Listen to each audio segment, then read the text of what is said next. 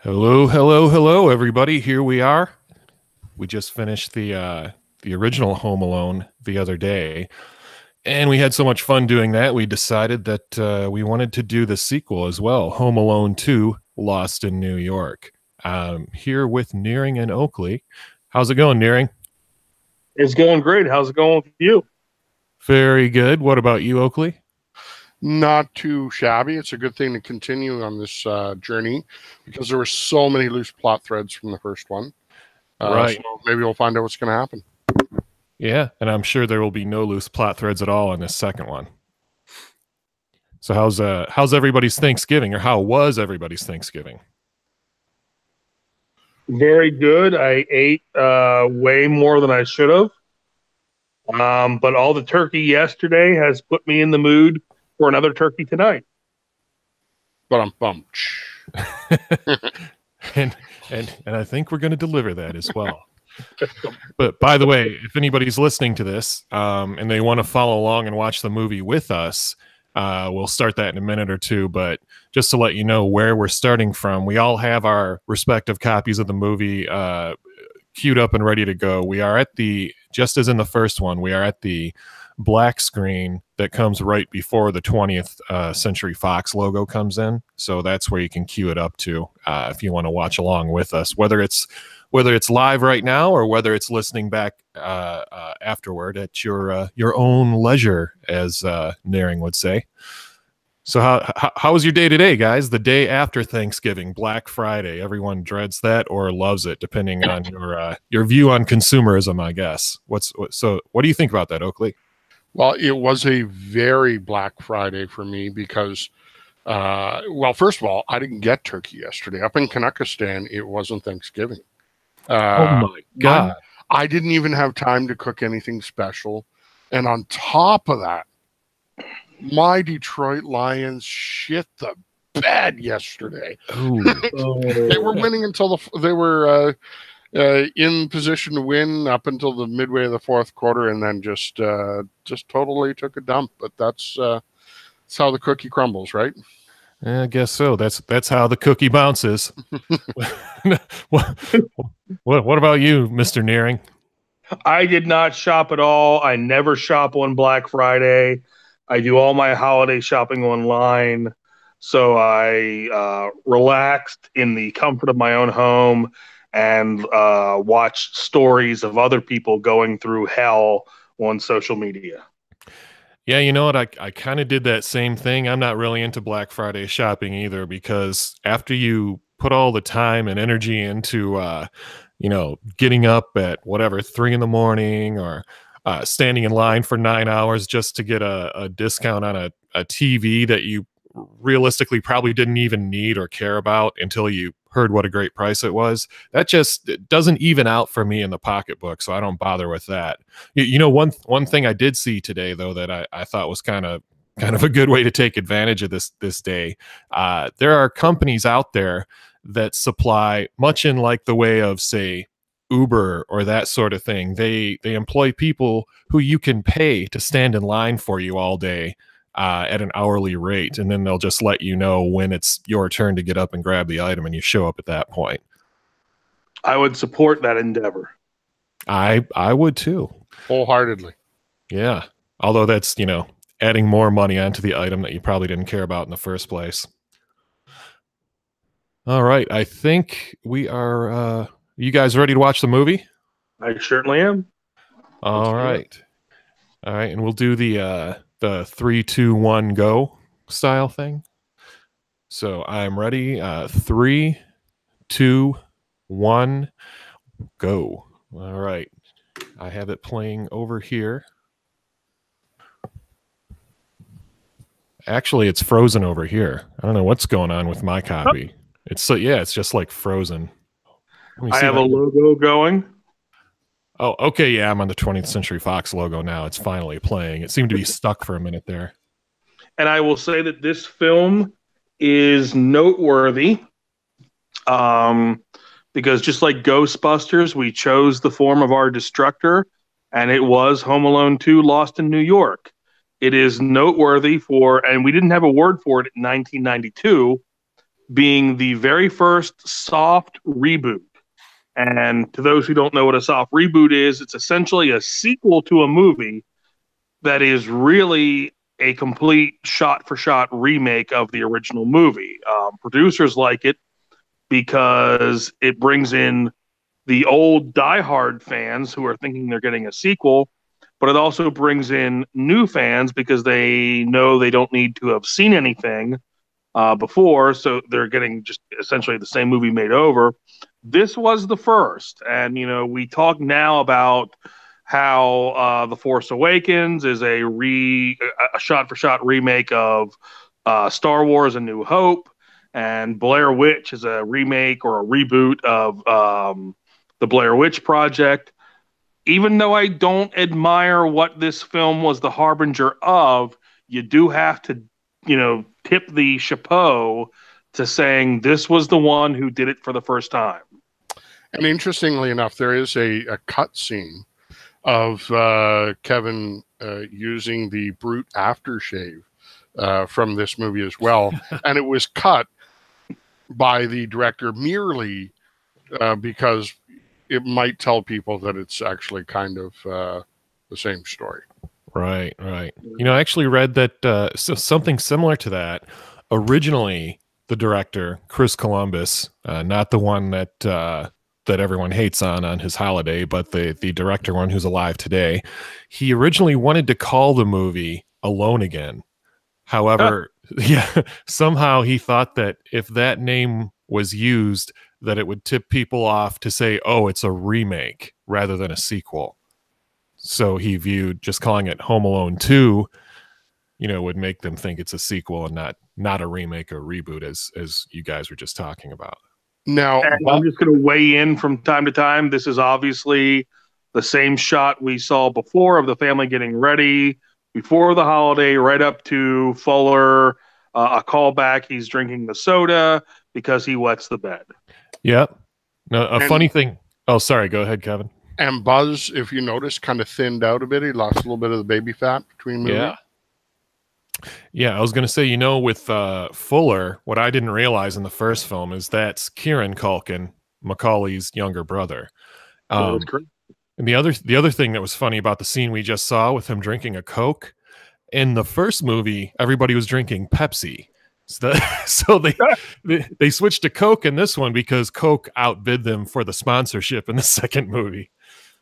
And Coke is superior anyway. So well, that's true. So that's a good thing it won. Yeah. And good thing they threw away that new Coke idea because that was too close to Pepsi. This is true. The Plaza Hotel. Yeah. And I believe, if I'm correct, that the Plaza no longer exists in New York. I'm not 100% certain on that. I don't know. I don't think it's a hotel anymore. At the time, it was owned by a famous person, which we'll cover a little bit later. And it's amazing, even back then, with so little technology, they were still using the daisy chain plugs in the electrical sockets. And here's John Hurd has unplugged the daisy chain plug, which is a callback to the branch hitting the wires. And you would be forgiven for asking yourself, given that the family had so much trouble last Christmas, this is just 1 year later, why wouldn't they check their clock before going to bed? It's just who they are. They live a carefree existence. They are the worst parents ever. Right. And he is a crime lord of some sort, as we covered previously. But he must be to have all this money. But yeah. It's funny, my my Comcast internet connection over here must be really struggling because combined with the streaming movie, like my browser windows keep blacking out to where I can't click on anything. So if I disappear, that's why, because Comcast is murdering my connection. Well, we'll walk you through it hand by hand. We just saw a very uncomfortable shot of a naked old man singing in the shower. Yes, I see the naked old man now. And calling his nephew a pervert for trying to grab his house coat, like a kid wants to be in there. Right. For an uncle who is consistently freeloading off of his wealthier siblings, he's very comfortable with berating their children. Right. Openly. By the way, I Yeah. did finally just pull up the Plaza Hotel New York. It seems to exist still. They have you can make reservations in it right now. Oh, can you? That's cool. Yeah. I thought it had closed, but I guess I was wrong. Right. There's Now, Buzz. this, of course, is the shot where Kevin gets mad because there's no cheese pizzas left, and so he will end up tackling his brother Buzz. Right, right. It's always in both movies, Buzz does something really stupid to harm his brother. Then his brother retaliates, and he gets blamed for everything that happens after that. Right, and the entire audience can see here that it's Buzz who is starting the trouble. Right. Everyone can see it, but still they don't defend Macaulay. Right. Kevin. Yeah. Poor kid. I mean, Buzz is just ruining everything. It's his big solo, which, you know, when you're a little kid, that's a huge moment for you. And Absolutely. Yep. Poor Kevin. And there goes all the people falling over, all the set pieces falling over. All caused by Buzz. But I do have to give Buzz credit here. Like a master troll, he is apologizing to Kevin and getting the acclaim of his family. Yeah. While communicating to Kevin, I'm not apologizing to you at all. And that is master level trolling. Right. He was ahead of his time, really. Yeah. I mean, he would if he were alive today, I mean, the character, the actor, I believe, still is Devin Ratray. Yeah. But great name, Ratray. But he would be very in place today, I would think. But, And he's kind of like a worse version of Eddie Haskell, if you're familiar with the character. yeah. Right. Yeah. And you know, since it's funny you said you know, if he's alive. For some reason, recently I thought he was not. I thought he had died in the past year or two, but I must be thinking of someone different, some other actor, because I purposely looked him up to make sure, and he is alive. Yeah. Yeah, and he's actually still working off and on. He's in Chicago Med. He did the video game Red Dead Redemption 2. Right. Hawaii Five-0, The Tick. Yeah. He's been doing a little bit of work lately. Good for him. Yeah. There's a lot of people that do these kind of movies and then just disappear. Paging Jake Lloyd. Yeah. Does one movie, nobody ever hears from him again. He's done a little bit more lately, but yeah, he didn't age well. Yeah, that's the big thing. Like, you're a cute kid, but then you grow up and yeah, he's kind of weird looking and fat. It's funny how many of those young child actors, when they grow up, they turn into like a very weird looking version of their younger self instead of as you'd expect them to. Yeah. Although you always age differently, right? Like, there's people that grew up when they were young and they were fugly, and then blossom, right? And then it's vice versa, right? Cute kid, and then grow up and nothing. Yeah. And who's the I don't recall the character name, but the Truffle Shuffle Kid? Chunk from Goonies. Yeah. I guess, I mean, I haven't seen him lately, but I know a few years ago I saw an article about him where somebody interviewed him because he was like their childhood hero or whatever, and it turned out he had like totally thinned out and like he was totally in shape and a great looking young man at that point or whatever, instead of the fat kid. Why am I blanking on the kid's name from Terminator 2 Judgment Day? Edward Norton. Norton. Yeah, no, that's Furlong. Edward Norton. Furlong. A little young. Furlong went a little weird and started getting arrested for stuff. Right. And, Yeah. So windy again, which, it can be around Christmas sometimes. The wet bandits have escaped. Kevin is once again forced to sleep in the attic for some reason. Right. Because that worked out so well in the first movie. Yes.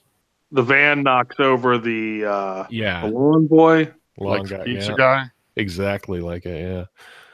Now, I'm trying to remember, and we're going to find out in a second here. The trick in the first one was, an extra kid kind of wandering in, trying to see if he can get free stuff out of the vans. So, who is responsible for counting? I'm trying to remember. It's a head fake this time. They start to drive off and believe they've lost Kevin. Freudian slip there. But then he turns around from the front seat to say, "Hey, I'm here." Because remember, he has to get to the airport so he can take the wrong plane. Yeah. I like his insult too when because I watched this a couple days ago to prepare, but when he's in the front seat and he turns around and says he's there, he says, "It's a good thing I had my own ticket so you guys can't leave me behind," or something to that effect. Right. And they're supposed to be going to Florida this time, not to Paris, but still, that's pretty costly for a crew this size to fly. Right. And when you see, I'm going to jump ahead a little bit, but when you see where they end up in Florida, it is staggering that this was their vacation destination because they were in this flea bag motel in Florida. Yeah. After the whole Paris trip and everything, right? Right. Yeah. Well, maybe he's down on his luck, like he's no longer allowed to deal drugs or something. Yeah. Because of all the attention from the scandal in the first movie. So there could be an issue there. Maybe he's down, lost a little bit of money. Could well be. Right.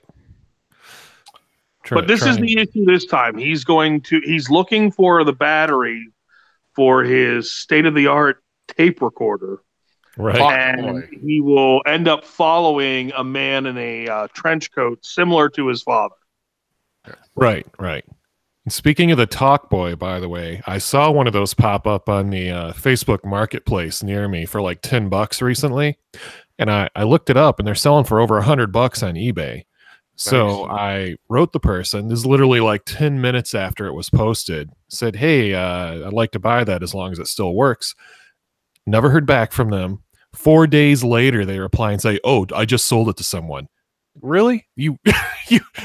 I was probably the first person to, message you about it, and you ignore that and wait 4 days for someone else to buy it instead. Okay.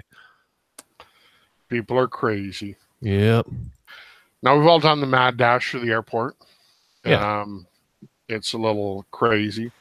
I remember we took a trip to Dallas, and I thought I was going to have to do this mad dash, and it turned out that from the curb to the terminal was probably 50 feet.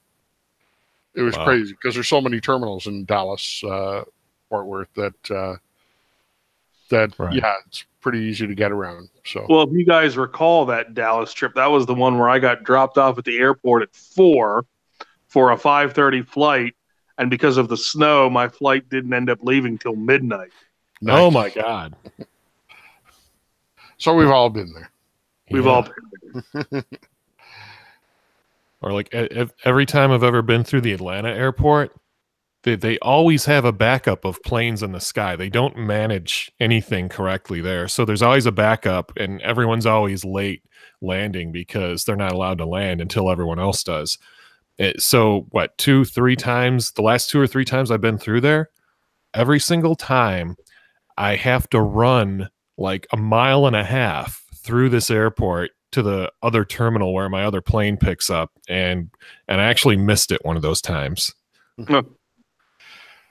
So back on he actually made the flight this time, unlike the first movie. He made the flight, but he's on the wrong flight because he was following a man who looked like his father. From behind. And no one in either group, either himself, or his family, notices anything awry because they were anticipating having to not sit together. Yeah. Now, in a pre-9/11 world, this kind of gimmick would work where you can just, I threw all the tickets in the air. Just fucking go. Right. Yeah. Not today. Yeah. It would be a little different. He speaks to a Frenchman here. The Frenchman can obviously see this American boy does not speak French, but the Frenchman chooses to continue talking. Right. Although at least he doesn't just say the same thing louder like we can do. It's weird. We kind of have that thing. It's something funny I discovered while researching this movie, I don't know what it was at the time, but Rotten Tomatoes, the review aggregator, existed when this movie came out. I don't know if it was in newspapers or what at the time, but it was noted that they only gave, well, they aggregated 27 entire reviews to give it a 30% approval rating when it came out. Now, I want to point out something here. Yeah. I have actually flown first class. I'm not trying to brag. I've done it. Spread out, everyone. Got to be able to starfish, right? Yeah. This is a flight from Chicago to Florida. Look at the size of those seats. Like, this had to be totally fake. It couldn't have been on a real plane. You mean they're smaller than usual or bigger? No, they're huge in the first class. They're like. Yeah. Well, yeah. I mean, if they're first class, I expect them to be big. And a flight from Chicago to Florida would be what, 2.5 hours tops? Maybe 3. And frankly, the first class seats aren't that big now. Yeah. Okay. Maybe they've reduced quite a bit since, but maybe they were this size back in the day, which, God bless, that would have been glorious. But yeah, but not now. Yeah, you know what? One airline that no longer exists that I loved because all of their seats were first class seats. They were Midwestern Airlines. Yeah. If you have any experience in the past with them, they were pretty great. Not only were all the seats first class, leather full size seats, but in every single flight, no matter how long or short it was, they would bake cookies and hand them out to people on the flight. Now, nice. We were talking about product placement earlier.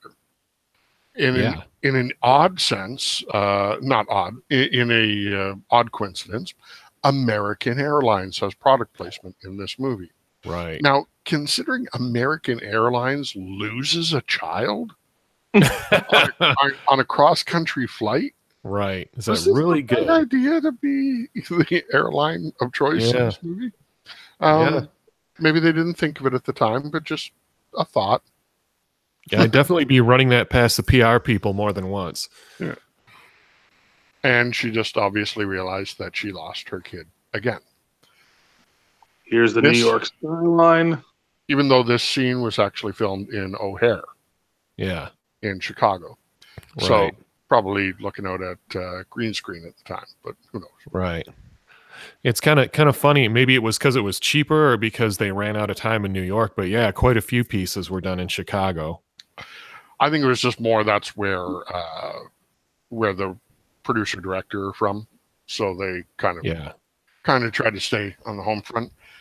Now, I would like to give a shout out here to blonde Ali Sheedy. She looked amazing as a blonde.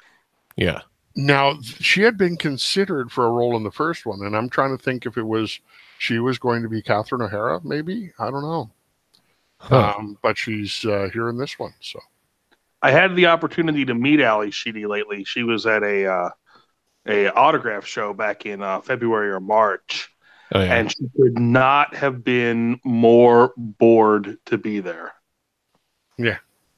Was it my idea for I always stage those autograph photos, and my idea was to look bored, like we were in detention in the Breakfast Club, and I had to give her 0 stage direction.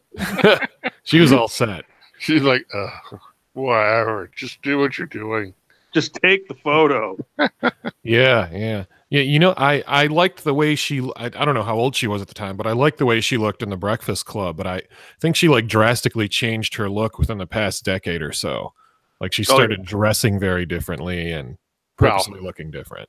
It was 3 decades ago. So. Yeah, I don't just mean her face, I mean she presents herself in a very different way now. Yeah.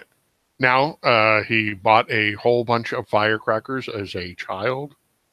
Right. I'm pretty sure even back then they had some kind of rules, but hey, it's New York City. If you can make it there, you can make it anywhere, right? This scene is a little uncomfortable. Yeah. It is. It's crazy to think of all the carnage, right? That's something that just doesn't exist anymore. Yeah. He's on top of the world right now. And this is, of course, the scene where he realizes that he's home alone and is dancing through the house and running around with his arms up. But now he's, of course, in New York City. Right, he's right. He's doing all the touristy things. Like, yeah. This is equivalent to, he wants to do everything that he wished he could do without adults telling him not to. So that's where he's at right now. Yeah. Right. It's almost, to me, the most uncomfortable part is not looking up at the buildings, but seeing him on top of the building. It's almost like I can't look at it now, I hear you. I hear you. Yeah. So we're trying to figure out how we lost a child here. And the second time in less than 12 months. At this point, shouldn't we just be calling child services? Right. Yeah. On the parents. Yeah. I mean, maybe I'm being a little over the top, but their saving grace here is that the cop they're talking to is a Florida cop. And unless you're actually, naked and jerking off on pancakes at a Denny's while shooting a gun, Florida cops don't give a crap. Yeah. Or eating someone's face off while naked. Right. And that's only because you're naked. Yeah, the rest of it's fine. Right. The rest of it's fine. He just doesn't seem all that humored by anything that's happening here, which he shouldn't be. So at least seems to be taking it seriously, unlike in the previous film, where he barely stops eating his donut and wrapping his present. Right. So it is interesting that John Hughes does kind of the teen movies and went into the child genre, and then he never. I don't know if he really did anything kind of as an outreach of that. Like he just kind of seemed kind of stuck. He wrote this. I honestly have not researched his filmography. What's his last film? Well, he did write the newest Vacation, the characters he was credited with. He did do some, like a lot of it was the original character credits that he had. Right. As far as new stuff, let me see. I'm just taking a look through. Credit for characters, screenplay he did for Just Visiting. I don't know what that is, but Home Alone 3 he did right. Flubber he did right. Wow. It's a long way down, Oakley. Yeah, man, he should have been still working. Now he did pass away, but he should have been much more popular than he was. So many classics. Well, it might have been a small part of him not achieving this, well, to my knowledge, without looking over his filmography again, to him not reaching this level again, maybe because Chris Columbus, the director, when they were doing this movie, he actually wanted to film the second and third movies together because, he didn't want Macaulay Culkin to get too old and make it too ridiculous for someone to be left alone at home. So he wanted to film two of them, but Fox, the producers of the movie, didn't want to do it because it would quote unquote cost too much. So then, Hughes still wrote the third movie, but it had a completely different cast and, went through the floor. Money-wise. He did have a script for a third teen version of Home Alone, like teen Kevin McAllister. Okay. As well, but that got thrown out because Macaulay had stopped acting. He didn't want to do it with somebody else. Although, interestingly, the Kevin McAllister character did return later for Home Alone 4, but the actors had all been recast. Oh, okay. So we just, of course, passed the callback to the shovel strangle killer. In this case, it's the bird lady from Out of Mary Poppins. Yeah. Feed the birds, tuppence a bag. And the bird chick is definitely creepier. Yeah, a little bit. Right. And just happen by each other. Yeah, they just happen to be, they just happen to break out of prison and end up in the same city as him at the same exact time. Not thousands, but maybe 1,000. Yeah, probably over 1,000 miles away. And millions of people around. Right. And he's gonna get pinched for trying to. Right.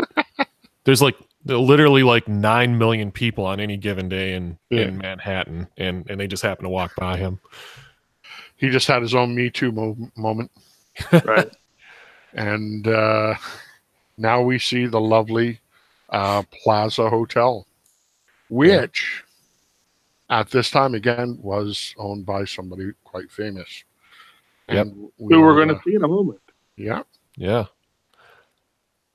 And I've heard that the hotel isn't viewed, at least before I thought it had closed, but it isn't viewed as the great hotel that it once was. But with all the development that they've had in Manhattan, but you can, gentlemen, it is our president of the United States helping out Donald J. Trump. It's he was actually the owner of this hotel at the time. He's making Home Alone great again. Yeah. He did it that. He always had a penchant for trying to get into Hollywood.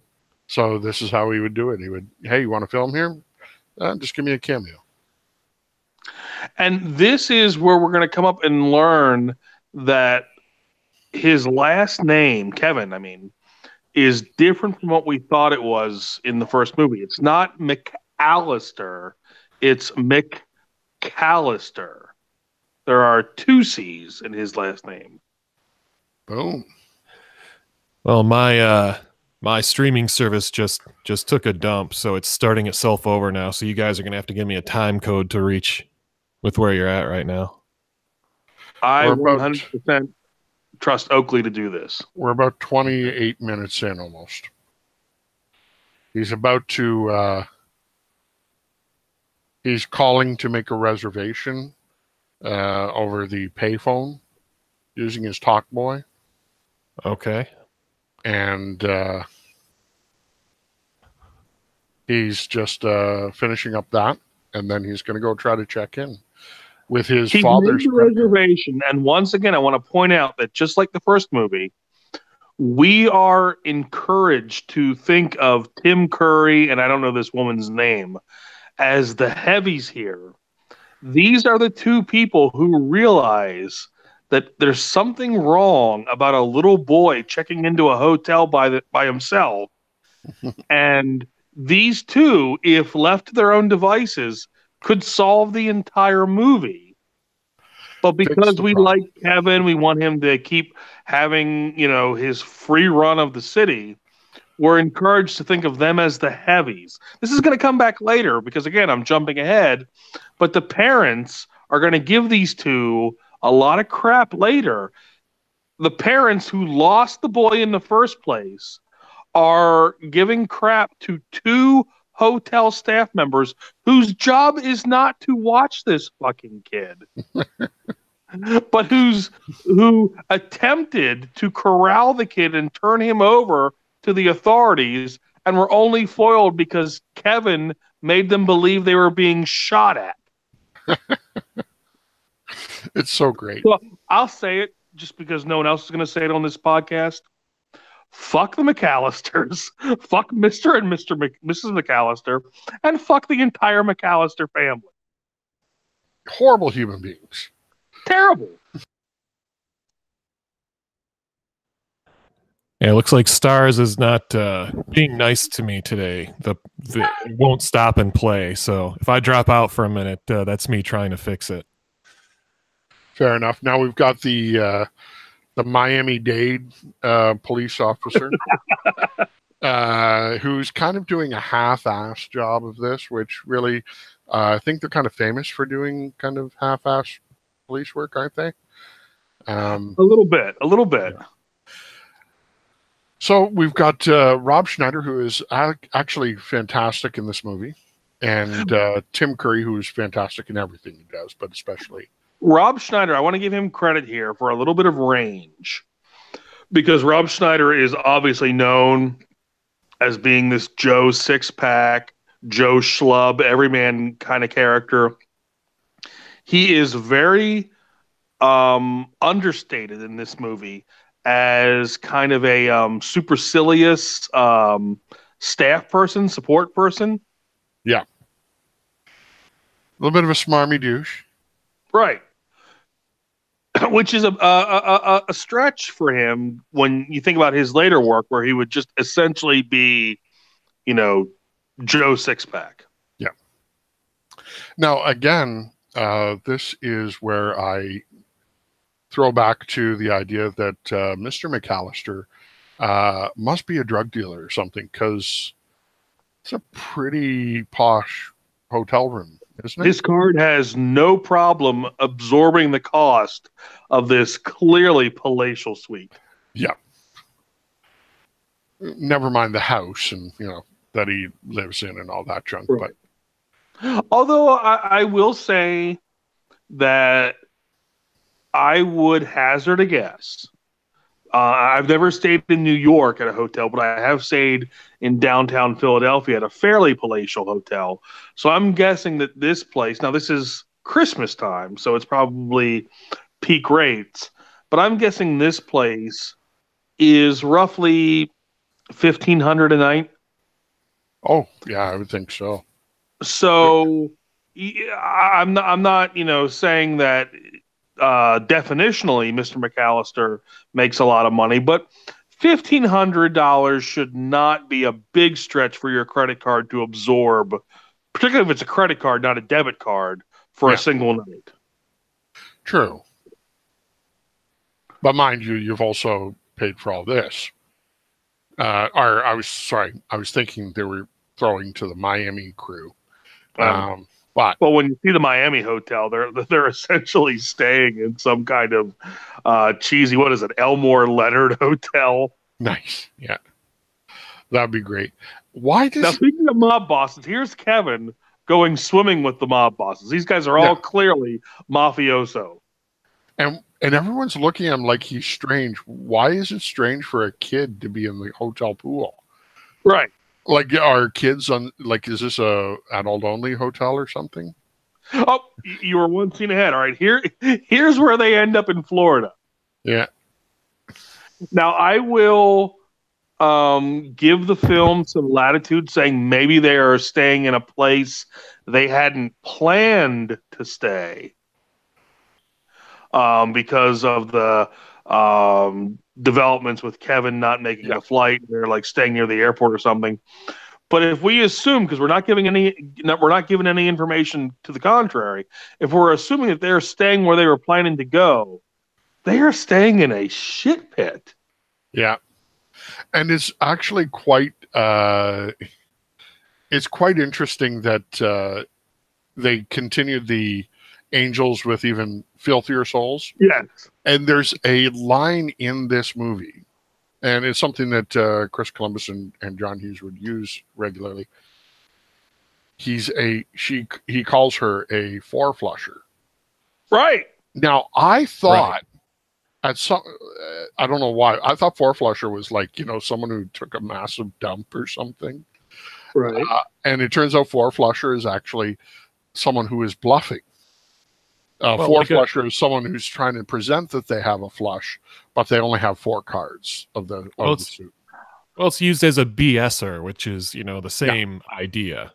Yeah. And it's funny because you and I we all three know someone who was referred to as a four-flusher. And what I was told is that it refers to a turd that you have to flush the toilet 4 times to get rid of it. Yeah. Absolutely. But it turns out, well, at least the reference here was to someone who is bluffing in poker and has 4 of a suit and not the 5 required to have a flush. Yeah. And I would like to reference that Kevin, whatever else you want to say about Kevin, he has a taste for black and white film noir. He is a huge fan of film noir. That is true. This is not a kid who wants to rent the hot movies of the day or a Michael Bay special effects fest. He wants to go old school with some Humphrey Bogart, some what's his name? The guy from Night of the Hunter, Robert Mitchum. He wants to go old school with some film noir. And now, earlier you were saying that, hey, these guys were just trying to do their due diligence. But at some point, you're going a little too far when you just like walk into the hotel room, I would think. Agreed. But what I will say, though, is these are hotel staff who are trying to do their job and check up on something that doesn't smell right to them. Yeah. And I'm going to get very angry later in the movie when the scene comes where the parents give them shit. Because if the parents were 1/10 as attentive to their own fucking kid as this hotel staff has been, they wouldn't lose their kid twice in 12 months. Right. Yeah. So Tim Curry is skulking around the hotel room. Again, a little too far, but I do understand he is trying to do the right thing. Right. What time signature you got there? We are looking at 36:54, so about 37 into the movie. Okay. Now, where did he get the dummy from?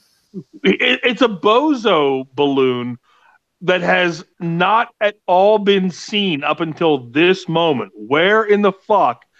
Wait. No, I'm lying to you. He got it as a Christmas gift. Right. His mother gives him the bozo balloon as a pre-Christmas. It was the grandmother. The grandmother sent it to him. Now, did he have all this wired up already, I guess? Now, this is it is the right thing to call him a pervert. You don't just walk into the bathroom. You can check up, but like you would think you wouldn't do that. Yeah. Meh. And here we are at the Villa De Dolphine. the scene of every Elmore Leonard novel ever written. It's classic. It's great. If we have any Twin Peaks fans in our audience, this is where in the last episode of season 3, Cooper and Diane, who were gone by different names at that point, this is where they stayed. Nice. The kind of hotel where there's vomit on the carpet. Adult films, hourly rate. That's right. Sign. And this is where you take the kids. You're like, are you sure? Is there nowhere else nearby? Fun tidbit about Elmore Leonard. I was in one of the movies based on one of his stories. Which one? It's called Freaky Deaky with Christian Slater. It was actually directed by Charlie Matthau, who I believe is Walter Matthau's kid. Great stuff. Yeah. You're going to make me rent Freaky Deaky. Well, it's really not worth it. I'm only in one scene, and you basically only see me from the back, because within the movie, Christian Slater plays a filmmaker, and I'm kind of like an assistant standing next to him at a camera. That's really all I do. So now it's not really worth it. At least in this film, there is supposedly some backup in New York. There is family in New York. Yeah, correct. That's the idea, that there's family in New York. So the brother who lived in Paris in the first movie, he was just staying there temporarily. His home is in New York. So, and at no point does Kevin just go to his uncle's house. Well, he does. He does. Well, but the uncle has long since vacated that home. Yeah, so I just mean at the start, like the first stop, like you're lost in New York. And New York should be scary to a kid, but this is Kevin fucking McAllister. Once again, we talked about this last time. It's all Kevin saying, I want my mom. It's all the mom saying, I want Kevin. And the father's just kind of cool with all this shit. Hey, he handled shit before. We're good. Yeah. So to go back a little bit to what you were talking about, Angels with Filthier Souls it's the fake sequel made to the fake movie within the first movie. What I think makes that even funnier is that the fake movie sequel is basically a soft reboot of the fake movie within the first movie that became this soft reboot. So it's kind of a reflection of itself. It's like we've just opened up a wormhole. Yeah. It's a riddle wrapped within an enigma. This is Inception Ground Zero right here. It's okay. I've got gum. Yeah. He almost got a tip, but he No tip? Okay. No, wait. By the way, did anybody know how much Macaulay was paid for this movie, the sequel? I think it was north of $4 million. Yep, $4.5 million, which at the time was the largest salary ever paid to a 12-year-old. Not that that's really wide specification to have there, but it's true. Now, Tim Curry is great in everything he does, and I wish he was paid more, because I know he's on the convention circuit, even though he's suffering in health. Yeah, and he shouldn't have to do that, but that's right. That's how life goes. But speaking of that, Kevin nearly lost his fortune because his parents had an acrimonious divorce, and they were fighting over his money. And thankfully, the family accountant had squirreled it away in a fund that only Macaulay could access. So when he turned 18, all of a sudden, he finally had his money. He didn't have it throughout his childhood. Nice. And is that? Oh, I was going to say, is that calculator even working? Well, this is back in the days when no one knew how calculators or computers worked. So the calculator is going to spit up stolen. Yeah. Right. I know it might be cold, but I don't think a pizza should smoke that much. Just by opening the cardboard box. Yeah. Again, more product placement. We have Coca-Cola and the Grinch, another classic. Yeah. And doesn't Tim Curry look perfect when they fade from the Grinch into him? Like I was just about to say, it's the perfect fade going from the Grinch's grin right here, the Grinch's grin to Tim Curry's. It's perfect. Yeah, and I was just saying to someone else the other day after watching this that Tim Curry is probably the only person who should ever play the Grinch in a live action movie. Of course, he's a lot older now, so he won't look the same. But and Oakley was referring to his health problems. I was at a convention show not too long ago that he was at as well. Same show that Ali Sheedy was at. And I don't want to misstate this, but I believe he's had a stroke. Yeah. So he's not super ambulatory. Right. And obviously with a stroke, it affects, your face. And I did not get a chance to get his autograph or a picture with him, but I saw people who did, and it's sad to see people who were, virile when you were young, and time affects us all. Right. It's the only enemy we'll never defeat. That's right. Yeah. Well, I think he's like 71 or 72 now, which it's even based on age alone, you're probably not going to be running around like he used to, even back 25 years ago in this movie. But yeah, I think it's probably the stroke that has really kind of counted him out a lot lately. Now, is he wearing like a Chairman Mao jacket? Like it's almost Hillary Clinton-esque. It is very Clinton-ish. Yeah. But Joe Pesci was the role was actually written for Joe Pesci.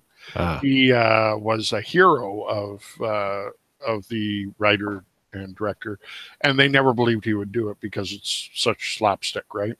Right. But again, you got to get paid. Yeah. I don't know if this is true or not, but I did read today that he originally wasn't going to accept the role because they made him too villainish, and he made them write him to be more silly in order for him to appear in it.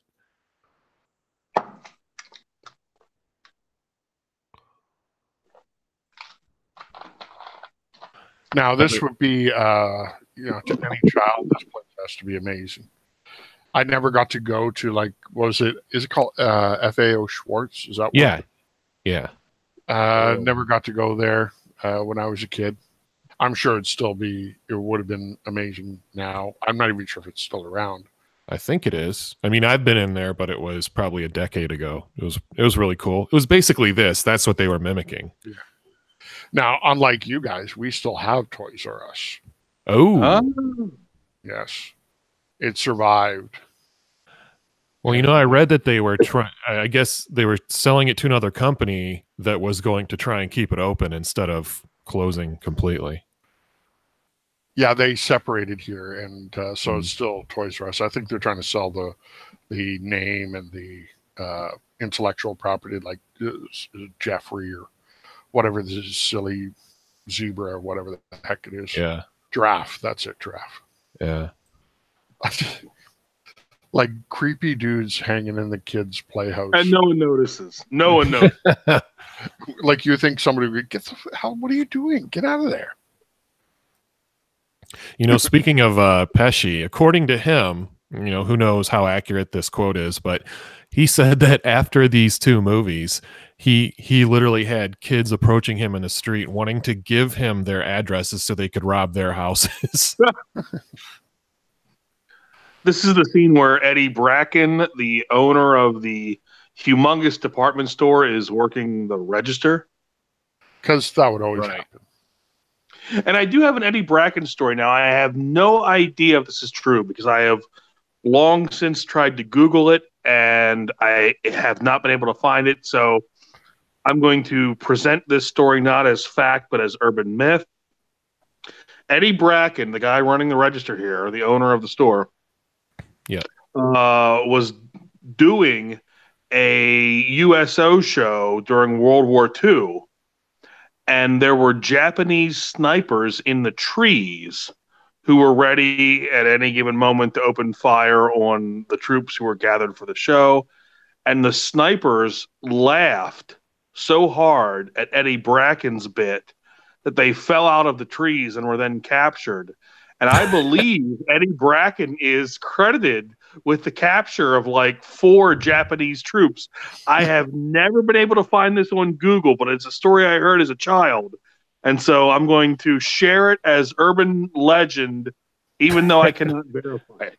It's a does sound like an urban legend, but who knows? Magnificent legend. And we should, even if it's not true, we should pretend it is. If it's not true, it should be true. Yes. Yeah. Now, I could be wrong, but I think I saw Eddie Bracken in a mid '80s Tales from the Dark Side episode where he played like a grandfather who supposedly had died, but he refused to believe it, so he was still walking around the house. It sounds like an Eddie Bracken story. Yeah, if it wasn't him, it's a guy who looks a lot like him. Yeah, and of course, most of our audience will recognize Eddie Bracken as Roy Wally. I do not know that character. From Wally. Oh, okay. That's Wendell's Vacation. Yeah. All right. Now, we're going to have a call back here. This is foreshadowing. So pay attention to our little doves here. And the story. That's right. That's right. Is being told. Now, again, why a CEO is working the cash register. We don't know. And I know he goes over how he loves kids and blah, blah, blah, but which seems maybe creepy. But even loving kids, why would that make you work the fucking register? Go try to sell them toys or something, Yeah. I guess.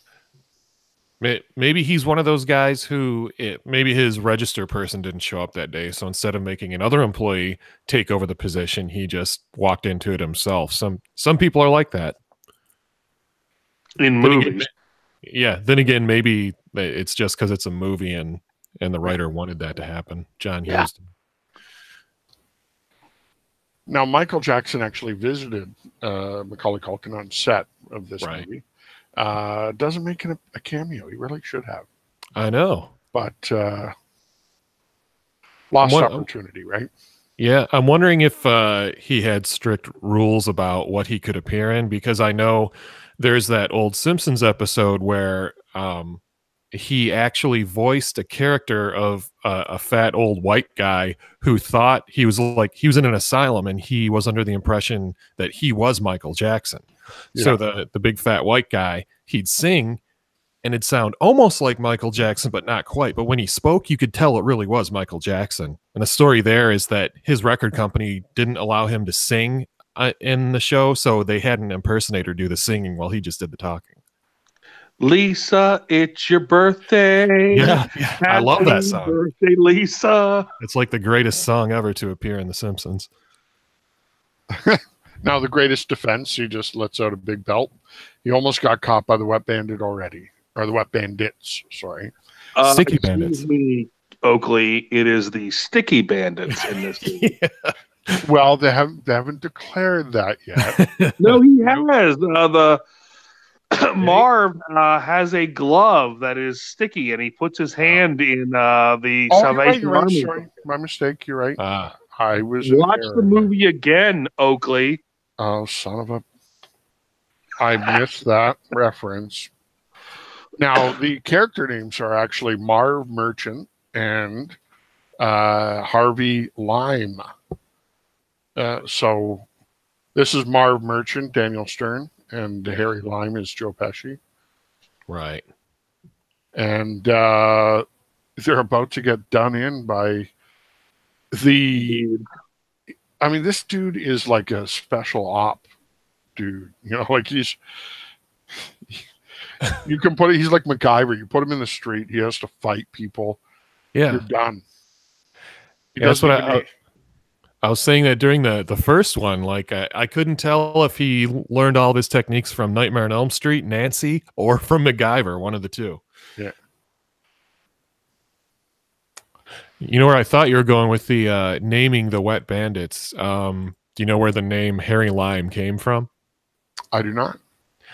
Well, I just happened to come across that information today. It is the name of, I guess, the main or the titular character, as was written in Orson Welles' 1949 movie, The Third Man.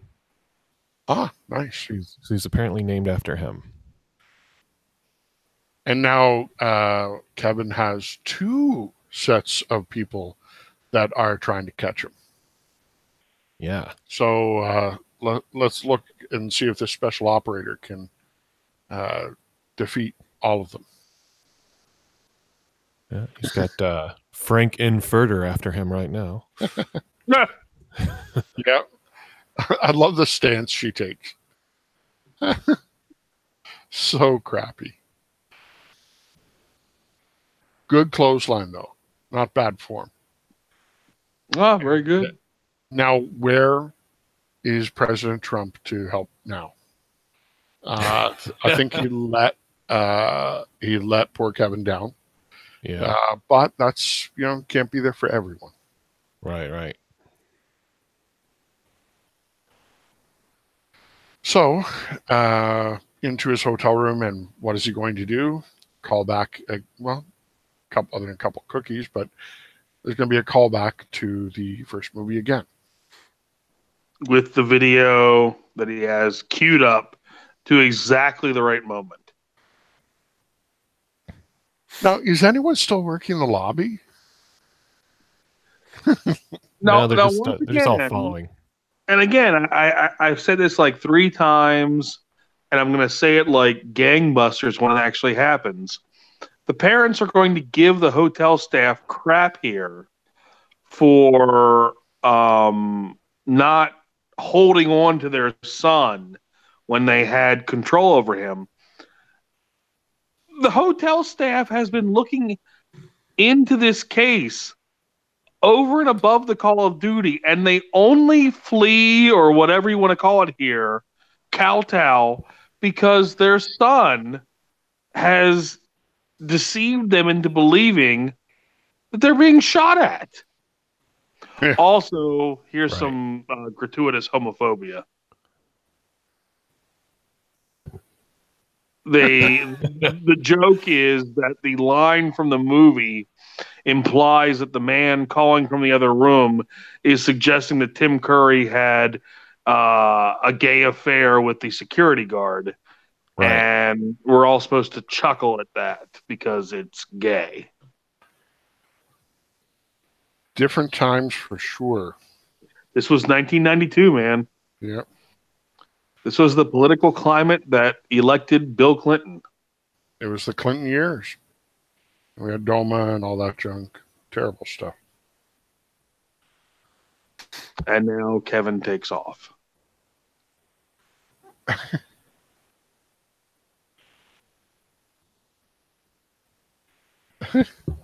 I will say the character from this film noir movie was more than happy to shoot anybody.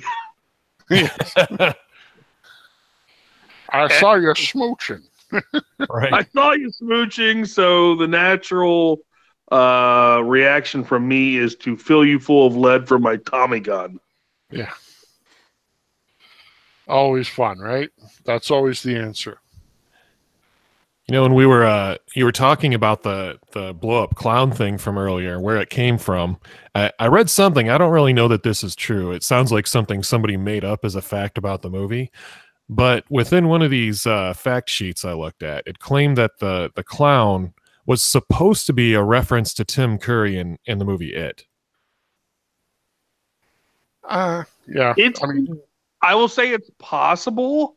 What only year? because this movie is 1992 and he was in It in 1990. So Okay. it's not inconceivable. Right. Maybe. So he got already by the Sticky Bandits. Sticky Bandits. Yes, we'll go with their current name, their current nom de plume. You say Wet Bandits again, I'm going to bitch slap you.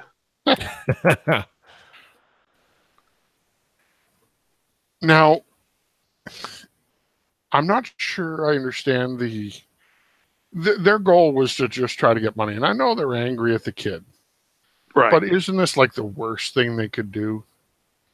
Like to get caught, because the kid shows up dead in New York, and if they Right. get found in New York, they're done for, right? Yeah. Aren't they? Well, and maybe not so much Harry. Harry, I get the impression, is pretty hardened, but Marv seems to be kind of just a larceny kind of guy. Yeah. And, I don't know that Marv has thought through, child murder Yeah. gets you a lifetime ding. Yeah. Now this is a brilliant move.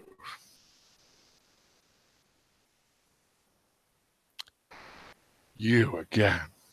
Yeah. I will say, though, the blonde is just striking. Yeah. Yes. He did it. Great stuff. So that's always a good way to escape.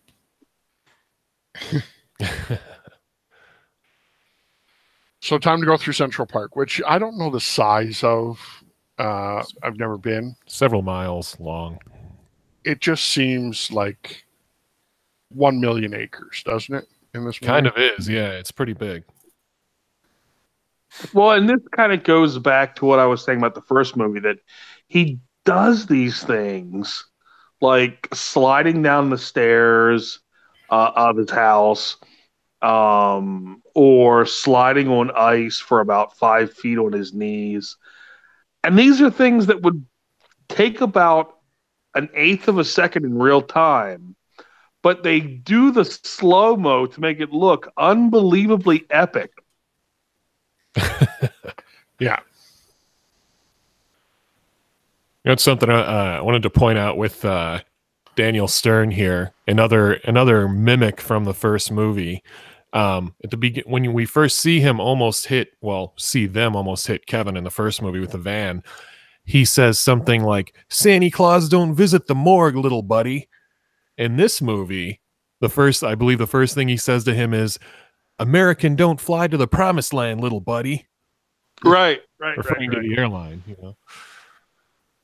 And there's always the a scared of the dark in the first one, Yeah. and it's a scared of the park Oh, right. This one.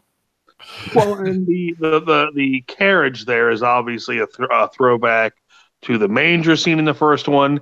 Here, the whole family last time around was watching "It's a Wonderful Life" in French. Now they're watching "It's a Wonderful Life" in Spanish. Yeah, yeah. In this horrible fucking hotel, I keep coming back to this. The only justification I can make is that this is where they got stuck because they're near the airport. But because the movie doesn't give us any other info, I've got to believe this was their final destination. Yeah, I guess so. And you know, speaking of them watching "It's a Wonderful Life" in both movies, apparently that's a Chris Columbus trademark. He did that in Gremlins as well. I did not know that. Either did I until earlier today. And "It's a Wonderful Life" in Spanish is "It's a Wonderful Vida." Yeah. Ace un vida wonderfulo, or whatever the word would be. And in French, "It's a Wonderful V." Ooh. So this is where they decide to finally go back to somewhere. They've kind of found that he's in New York City. And Kevin, after his problems, is going to try to check in on his uncle. Finally. And when you think about this, this is a bit more of a predicament for the family than the first movie, because at least the first movie, they knew he was home-based. He could literally be anywhere right now. Yeah. This is true. And so he goes up to, is this the Cosby house? It could well be. This is the uncle's house, and the uncle has, for reasons that are not made clear, long since vacated these premises. And it's in very much disrepair. I'm just trying to figure out the huge holes in the floor, which are there mostly for comedic effect, I'm sure. Yeah. Because you don't just drop, like, you just don't put huge holes in the floor for the hell of it. Usually you would kind of block them and put something over them. Some type of board to make sure you don't fall through. Yeah. So little kids are scared of the park. And I can see why. Yeah, this is pre-Giuliani, so this is New York when it was still pretty gritty and grimy. Yeah. Yeah. Rapists everywhere. Like this guy. On every corner.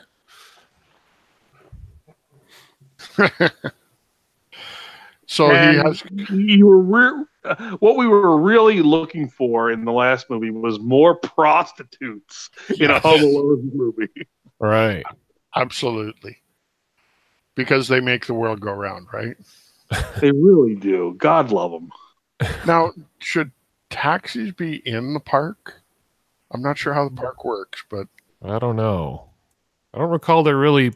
I mean, I haven't been there in a few years, but I don't really recall streets where cars drive within the actual park. I think it's mostly foot traffic and bikes. now again, this wasn't filmed in. This was filmed, I think, in Chicago. So Yeah. So the idea that there's a non-busy street around Central Park would seem spurious, right? Right. Yeah. Now, I'm going to call a little bit of bullshit here.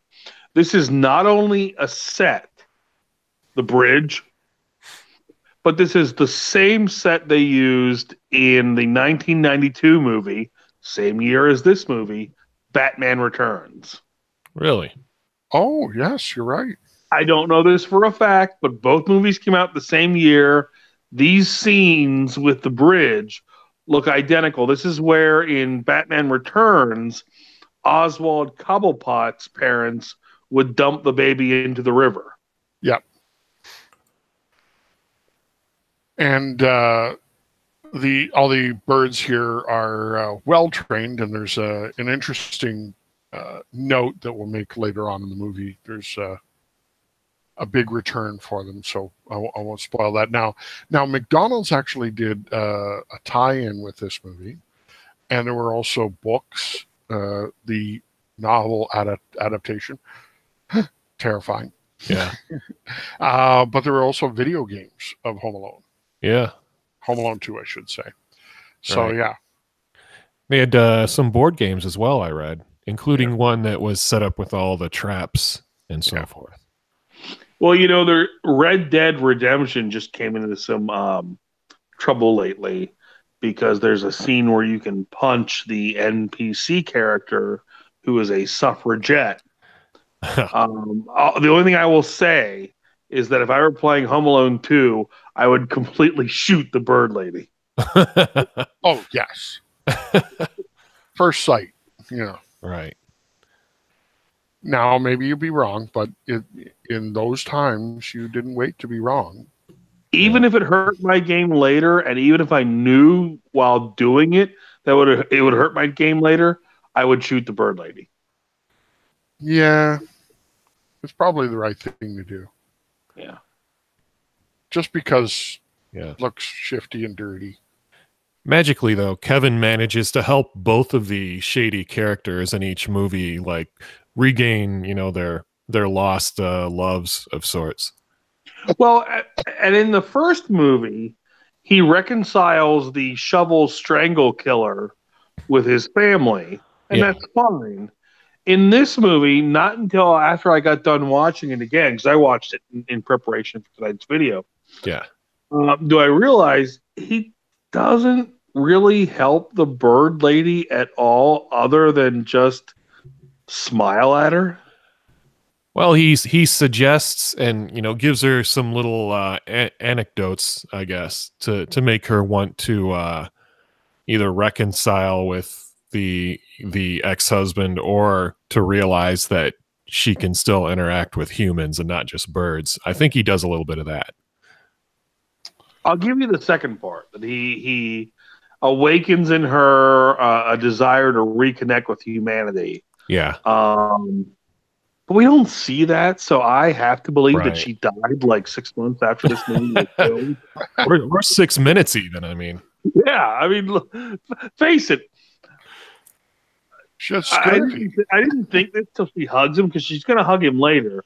Yeah. She probably got so many blood parasites by this point because she's been like pecked at by birds for the last 8 years that she's probably like just shy of death herself. Yeah, yeah. Well, he did make a little bit later, he does make a comment about her being covered in bird seed or something like that. Right. So, I mean, essentially, she's walking death. And again, this is pre-Giuliani New York City, so she was probably knifed on the corner, if not dead of bird disease. I will say this, and this might be harsh, so I apologize in advance. But if there were embodiments of the 4 horsemen of the apocalypse, I'm going to say that this bird lady is Plague. I would think. Easily. Easily, right? Yeah. Yeah. Now, the fact that she has broken into the Philharmonic or whatever the heck it is. Yeah. There should be, there's some crimes happening here, and Kevin should be aware of that. He's looking for people to act on the up and up, but he's kind of excusing her. Yeah. For what she's doing right now. Well, when you think about it, though, Kevin, I mean, obviously, all she's looking to do is spread her filth. She is like infectious lass or something. Her superpower is the spreading of disease. Pestilence upon you. Right. I mean, he's going to touch her at some point. When he touches her, this is how the stand got started. This woman is the Greek goddess of Captain Trips. Goddamn monster. Like, there's no square inch of her body right now that is not filled with disease. Look at the bird shit on her. Right. It can't be healthy for you. Yeah, I know what was it, a year or two ago? I think Macaulay Culkin put out like a fake trailer for a Home Alone movie where he captures the bandits today and kills them. But I think it would be pretty cool to have a horror movie that's kind of like a part 3 to this with him as an adult seeking them out. Right. Definitely should. I mean, why not? I mean, he's probably got enough money where he's okay. All right. Not about money, just about the fun of it. Well, I don't know if we talked about this last time. I'm going to say something about Macaulay Culkin. That we've seen him most recently on Red Letter Media, obviously. Yeah. And he was on 2 segments. He was on a Half in the Bag, which is scripted and acted. Yeah. And I wasn't a gigantic fan of, but he did the unscripted review episode of Hackers. And he was just terrific. Like, if you need any reassurance that Macaulay Culkin's doing okay, right, he is great in that review episode of Hackers. Yeah. Well, in the scripted one, the Half in the Bag, we have to remember that Mike writes those, so he was just doing what Mike asked him to. He didn't really, have a big part. Right. I mean, again, the Half in the Bag segments that aren't the discussion of the film at hand are, they're acted, and I don't want to be mean here. Macaulay Culkin's not a great actor. But when he's talking extemporaneously about Hackers, he was witty. He was engaging. I mean, he's whatever hell he went through in his early years, he's come out the other side. Nice. Well, he does a podcast called Bunny Ears, I think. I haven't heard it. He also he's been participating in some independent pro wrestling events lately. Oh, really? And he did a show recently where he played Kevin McAllister on the show. Oh, he wasn't announced to be on the show, but he came out and he had all sorts of traps set up for the wrestlers. and by the way, for you folks listening to this, the reason we've spent so much time talking about the personal life of Macaulay Culkin is because on the film he's still talking to the filth lady. and it's just right. Tough to look at. The bird shit. Yeah. How much could the filth lady honestly have to say? Now, good on him for giving her a chance. That's what we should all do. But in general, children should not be around people covered in feces. She has interior or internal clothing right now that are filled in feces. Yes. And there's also on the outer layers feces, like everywhere. she's got feces all over. It's not good. You want to know something? I noticed something I didn't like about what was written for Kevin's talking just there for his script, his lines. He said it's getting late as the intro to his part, like 2 times in a row. The first time he says it, she suggests that he can fix all the bad things he's done, and he says, well, it's getting pretty late. I don't think there's enough time for me to do enough good stuff to make up for it. Then the very next thing he says is, it's getting late, I better go. Like, you really need to start both of his lines with it's getting late. I think he's trying to back away from the shit lady. Yeah, like he's basically trying to go, okay, yeah, all right. This is not a character who lives next to him in the Chicago suburb that he misjudged. This woman is covered in shit. And despite the presentation that she doesn't engage in humans often, she won't shut the fuck up. Right. Well, he kind of baited her into talking earlier, though, I think. Like, she didn't want to talk for a while. True. The 3 of us had enough time to read a Shakespearean sonnet while the fucking shit lady was talking about whatever shit he's going through. Right. All right, so once again, it's 9 p.m. He's been given full notice from overhearing the criminals about what time they're hitting the toy store. and he doesn't decide to start doing his plans until right fucking now. Yeah. It's just Yeah. it's just what you do. Yeah, it's 9 now. Well, I think in the previous movie, their plan was to hit at 9 p.m., whereas this one, it's midnight. So now he realizes he needs to get started at 9 p.m. Right. So he's got more lead time than the last movie, at least. Yes. And it's good because he's never seen the inside of the destination he's going to. So that makes it challenging. But Right. he has drawn out a map. That's good. He's got the map. Yeah, He's looks got just the like the blueprint. first one. Doing a search for what tools there are. Thankfully, some very violent ones.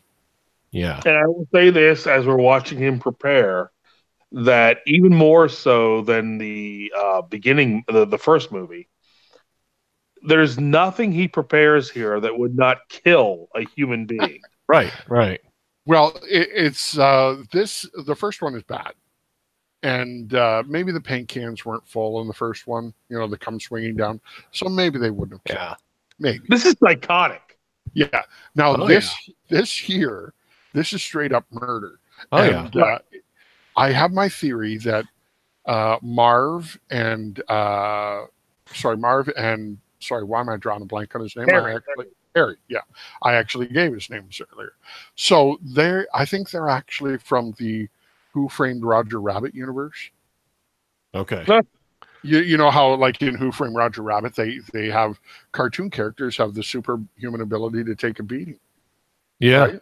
And so I think, it's very cartoonish in this one, as we are about to see. So maybe they've escaped from the Who Framed Roger Rabbit universe and into the real world. I mean, what we are essentially seeing here is 100 times more methodical than the Manson murders. Right now, this is the scene I'm talking about. So I do need to go off for a little bit here. These two fucking parents are going to go off on the hotel staff for not doing more to apprehend their lost son, who is only lost because these two fucking people are horrible parents. Absolutely. And I should point out, American Airlines let him leave without a parental. Right. If I were Tim Curtin here, I would say, do you know what? We're calling Child Protective Services right now because you people should not have one child, let alone 5. Yeah. And I think this is like they're old school people. Like back in the day, you would have a litter of 10 or 11 because you expected to lose a few to disease or injury or whatever. So, back in the 1920s and shit, right? I'm going to go ahead and say this. Yeah. John Hurd and Catherine O'Hara have attended at least one child funeral in their lives. They've gone to a church where there's a very little coffin at the front of the church. Together, you mean? Yes. Oh. And they're probably related. I'm saying John Hurd and Catherine O'Hara have at least killed one child in their past.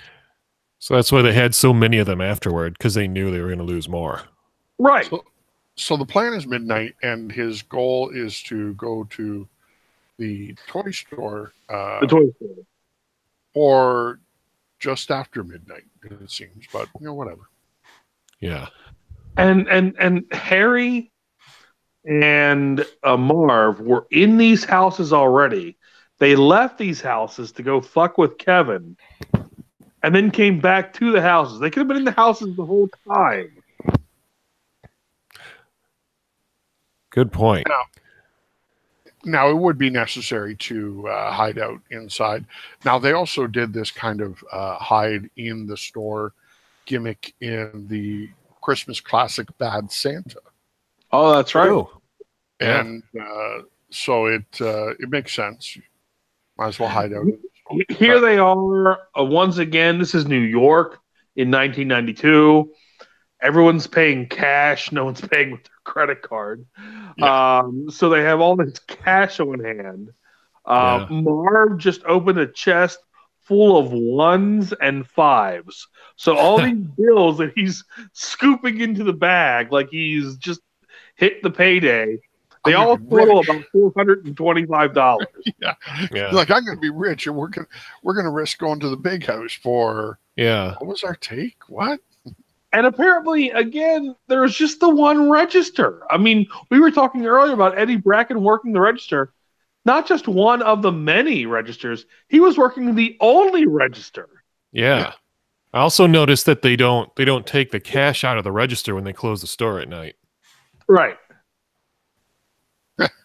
Because the money's supposed to go to the whatever children's hospital. Yeah. That night, which apparently Eddie Bracken's going to come back like in 4 hours and just run it over himself. Yeah. Here, Kevin throws the rock through the window, triggers the burglar alarm. I'm going to go ahead and start saying this now. Everything Kevin does relies on him knowing exactly how the burglars are going to react. There's no way of knowing that this makeshift teeter-totter he sets up is going to work the way it does. Right. Either of the burglars could just avoid the teeter-totter in jumping out of the window, but it works perfectly. Yeah. Well, I mean, in some ways, not in everything he does, but in some ways, you can see he's trying to lead them to do specific things. That doesn't mean they would, but at least the attempt is there on some of the pranks, but not all of them. I'll give you that. Yeah.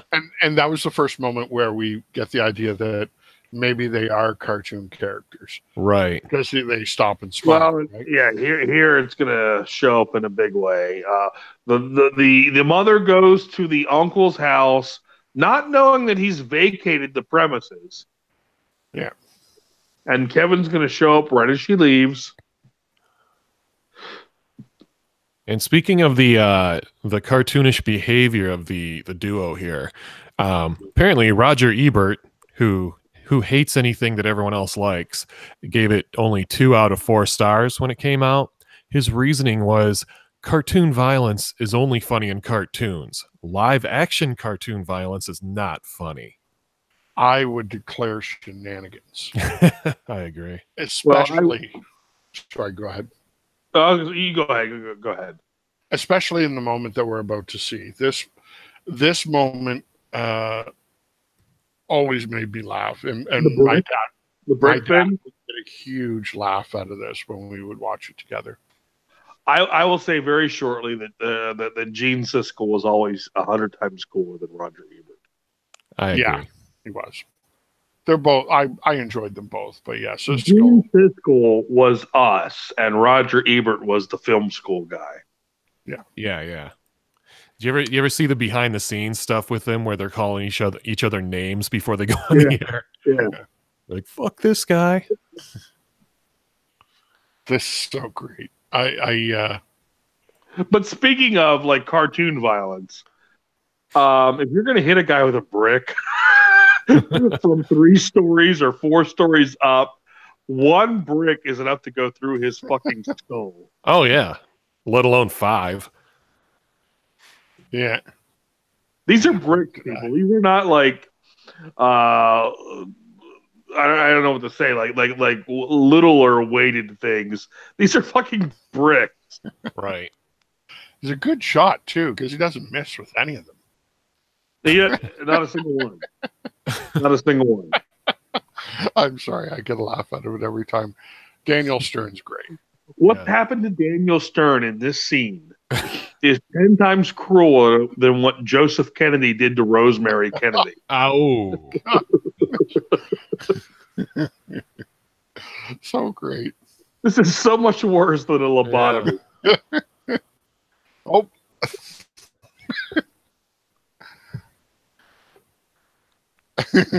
Apparently, after the movie came out, some magazine hired an actual doctor to examine these scenes and decide what would have happened to these people in real life.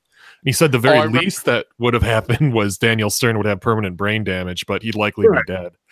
Yeah, I remember reading that article. It was great. Yeah. I've got to believe, and I'm not a doctor, nor do I play one on TV. But I've got to believe that a brick at that height would crush a skull. If not the second one. Certainly the fifth one. And Joe Pesci keeps talking shit. How about drag your buddy out of the way? Right. It's like at no point does he even attempt to move him. He's happy to duck out of the way. Let him take right. the shot. It's so great. And this is, I don't know if you want to call it one of those Berenstein Bears moments, where we all believe that we're in an alternate universe. Up until I rewatched this movie, I firmly believed that this climax scene happens in the toy store. I didn't realize it happens in a friggin' tenement. Yeah. Oh. And once again, Kevin knows without knowing that the guy would keep pulling on the doorknob. He wouldn't just pull it once and be done with it. No, he's going to keep pulling on it until the stapler goes off in his butt. You think he would make the rope shorter, but hey. Yeah, you would think. Well, he could also be figuring in how stupid the character is. Yeah. And they are live action cartoon people, definitely. Yeah. They've been shot in the butt. Now he's shot in the testicles and now in the face.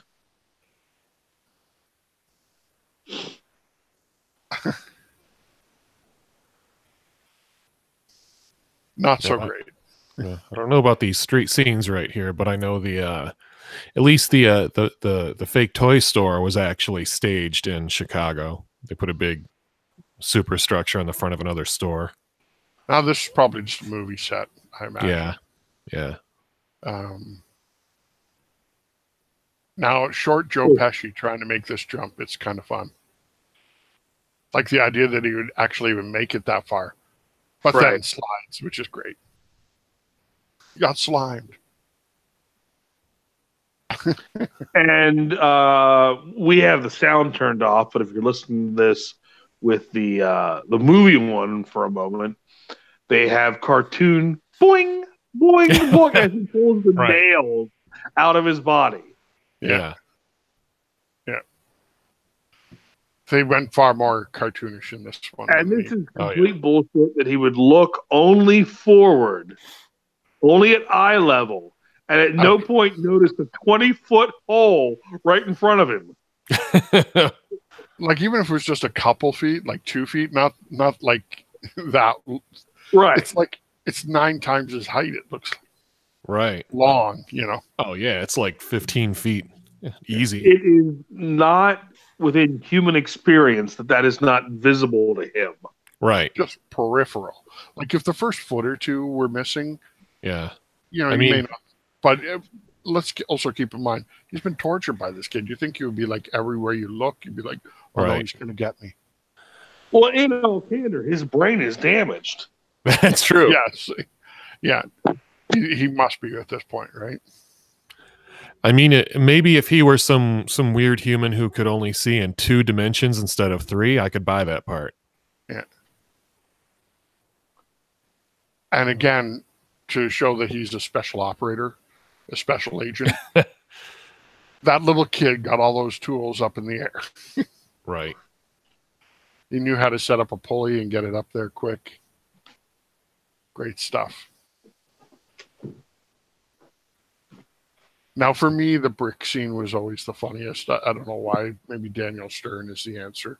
Yeah. He really should have got more work than he did. Right.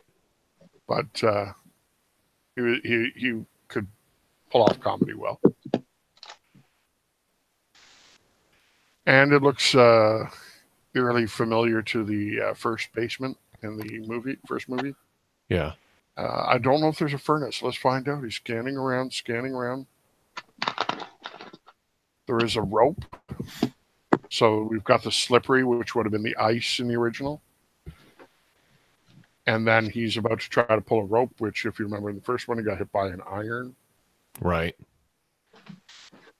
And boom. I think I'm about 20 or 30 seconds behind you guys. Maybe. I'm slipping on the green slime right now in my house. Now we're You're looking about at to Joe, go boom. and Joe Pesci is just waking up after getting dumped on. Right. Now, how important is it? You think at this point they would have counted the money and went, you know what? This is like $500. Fuck this. Look the We kid. can just leave the kid. Let's take the money back, dump it in the window, and just leave the kid alone and get out of here. Yeah. But well, realistically, I think these are small-time crooks who think they're doing big-time stuff. So 500 is probably a big score to them. Right. It's like the people that rob banks. You know, you got to realize the teller has like $500 maybe. You know, you're gonna rob a bank and get $500 and go to the big house for a long time. Right. Opportunity cost there, buddy. If you're gonna take the risk, at least get a big payday. Yeah. But no. You need to get enough to, hide yourself from the area for quite a while to live the rest of your life even. Yeah. Now I'll give Michael credit for this because Kevin is clearly doing this right as Daniel Stern grabs it. Yeah. And you see. So go ahead. I was going to say, but we see that it not only kills Daniel Stern, but it reduces him to a skeleton. Yeah. It's so great.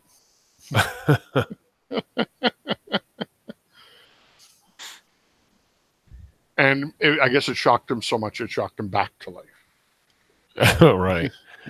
Oh, you know how we were talking about the John Candy Trains, Planes, and Automobiles relation in the first movie? I think this is another. This could be viewed as a reference when Daniel Stern gets shocked and they turn him into a skeleton.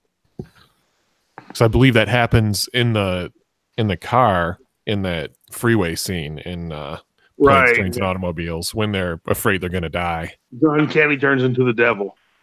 Yeah, yeah.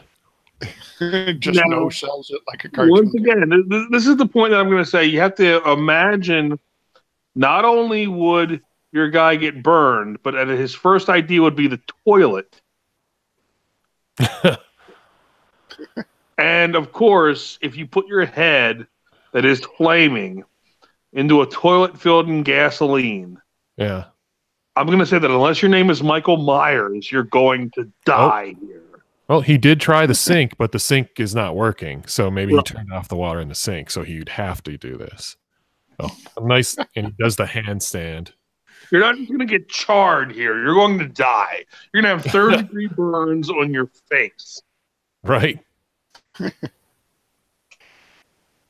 You think they would just give up, just walk away, or afraid that you won't let them walk away? Yeah. Take your $423 and call it a night. Get a bus ticket to some other city. And again, like we were saying, cartoon characters, right? The violence is so much escalated in this one, and yoink, 100 pounds. Pull it harder, dude.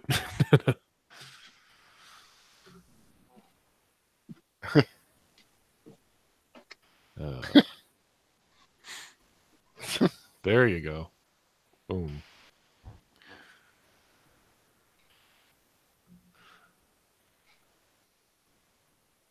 Worried about the teeth. So much of this was the basis for Blue Velvet.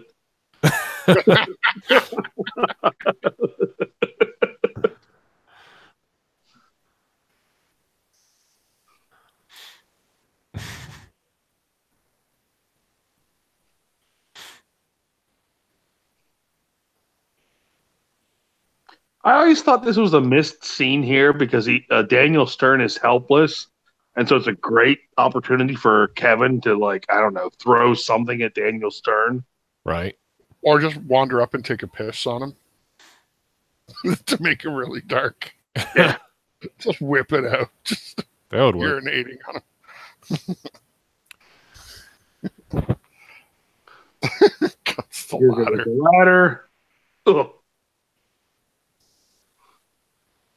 Ah! And again, I don't want to fall 4 feet off a ladder either, but is it really that epic? Well, after you take a beating, the next one, That's true. The hits do feel a little bit heavier. And I imagine still a little bit more than 4 feet, but where do they think they're going, right? Yeah. Here we are. We're ready for the paint cans this time. They're smartening up. Yeah. They got on this with thinking. It just occurred to me that Home Alone 1 is 1990. Home Alone 2 is 1992. And between those two movies, Daniel Stern did the 1991 movie City Slickers. Oh. So he was in number one movies. Well, Home Alone 2 is the number 2 movie that year. Of the year, yeah. I mean, he's trying, like in City Slickers, he's trying. He's trying to do something that comments on, human existence and all of us getting older. But then they backed up that truck of cash to his house and dumped it out in his driveway. And Home Alone 2. Sure. Right. How much? And I can't judge him because if you dumped Home Alone 2 money to my house, I'll do anything you say. Yeah. I mean, it's like Michael Caine. He's Michael Caine's theory. People think it was like do an artsy one and do one for the money. Right. No, Right. His theory is, look, at least 3/4 of the movies I'm going to do are going to suck. Right. So just say yes. Right. That's his theory. His theory is literally, you can't tell whether it's going to suck or not. So why not just say yes? Have you ever heard my Lucky and being a good one. What was that? Have you ever heard my Michael Caine imitation? No.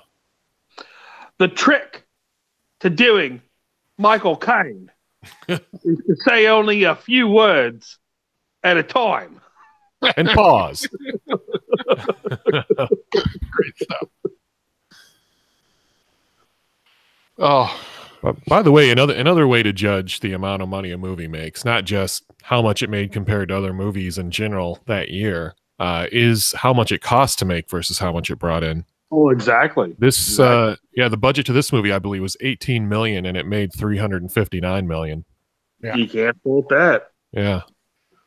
I mean, the bottom line, look, we can all be snobs and talk about, Mean Streets or some Scorsese or Spike Lee movie, but the bottom line is the business of movies is to get butts in seats. Right. Yeah. And if you spent $18 million and you made $300 million, no matter how much we might want to make fun of you, 30 years later, you got paid. Right. well, and not to ruin ruin it for the bohemian people in the audience. It doesn't matter whether you have a message if nobody hears it. Right. If nobody sees it, your artistic expression doesn't have meaning. True. Right. It has to be out there to see and hear and feel. Yeah. It's like the tree falling in the forest. If nobody sees it, did it make a sound? Sullivan's Travels, man. Sullivan's Travels, I'm not familiar with. It's a movie about a guy who wants to make an art house flick. He's very famous for making like crowd pleasers. Yeah. And he wants to make an art house flick called Oh Brother, Where Art Thou, which you'll recognize the name. Yeah. I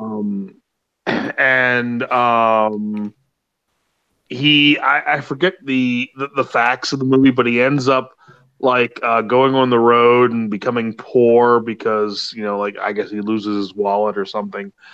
And so he ends up in a prison chain gang at one point, and he's watching one of these totally stupid crowd pleasers, but he's realizing that all the guys in his prison work crew love that movie because that's what film is about. It's about entertainment. It's about pleasing the masses.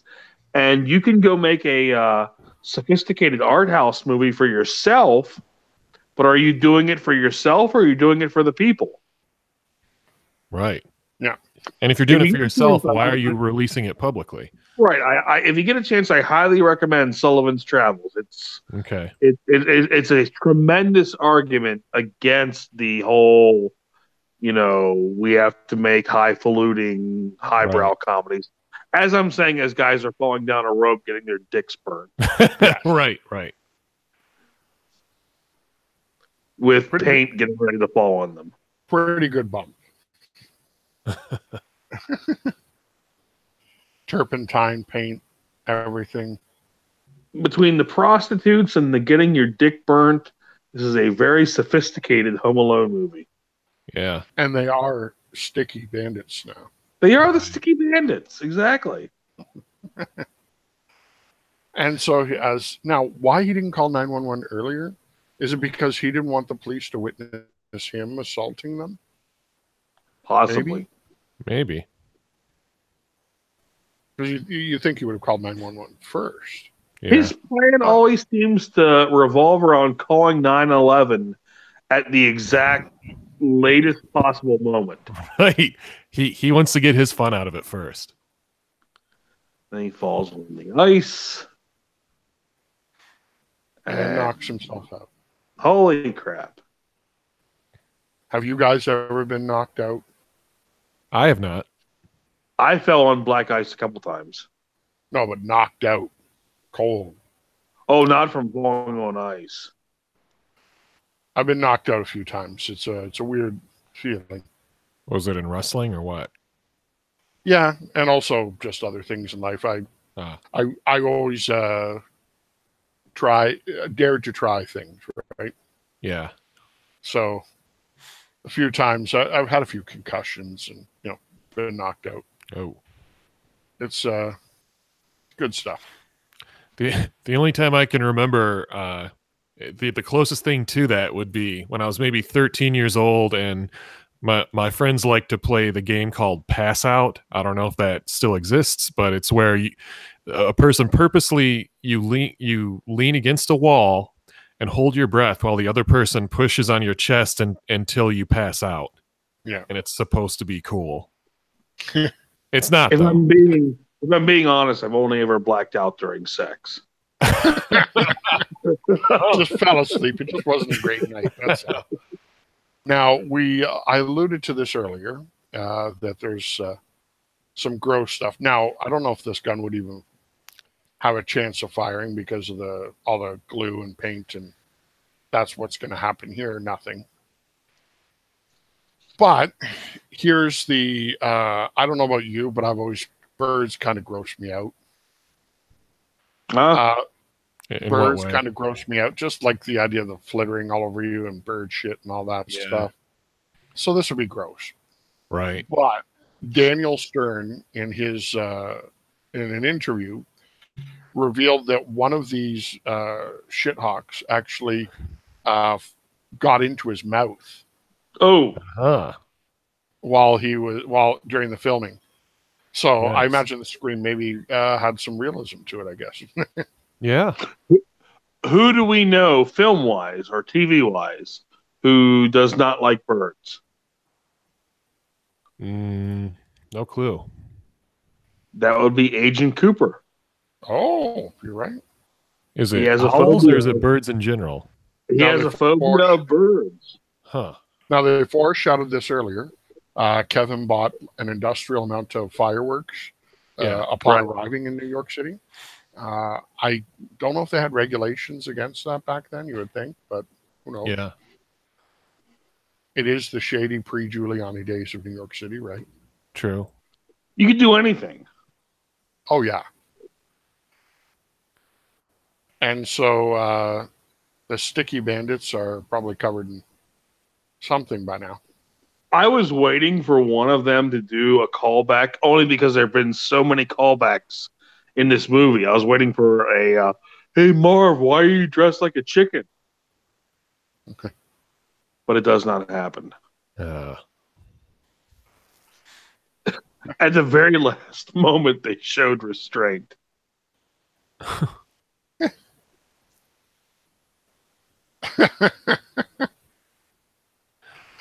Yeah.